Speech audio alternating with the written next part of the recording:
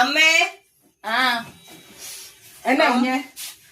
എന്നടക്ക് വരുന്നു. ഓ ഞാൻ തുണിയൊക്കെ ഒന്ന് നടക്കപ്പെടുത്താൻ എന്നാ അമ്മ അച്ചാച്ചനും ഭയങ്കര സ്നേഹക്കാരല്ലേ. പിന്നല്ല അതിപ്പം പറയണ്ട, ഈ അയൽവക്കത്ത് എല്ലാവർക്കും അറിയാം ഞങ്ങള്.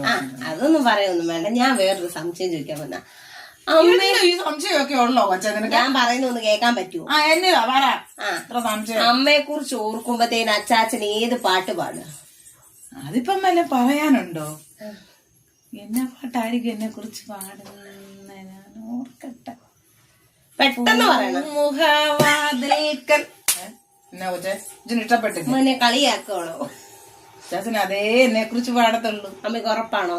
ഉറപ്പല്ലാതെ എന്നെ കുറിച്ച് വേറെ എന്നാ പാടാനാ? അമ്മയുടെ ഭർത്താവിന്റെ മനസ്സിലിരിപ്പെന്നാന്ന് ഞാൻ പറഞ്ഞത്. അമ്മയുടെ അങ്ങോട്ട് ഒന്നും മനസ്സിലിരിക്കാനില്ല, ഇത് തന്നെ പാടും.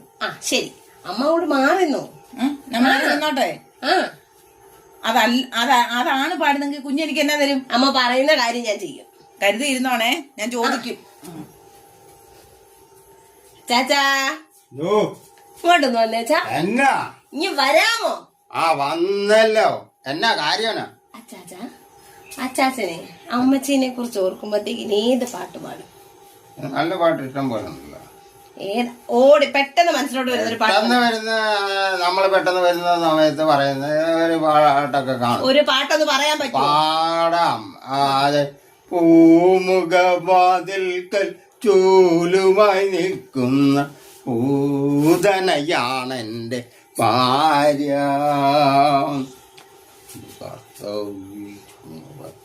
മതം വരെ മാറി എന്റെ അച്ചാച്ചൻ.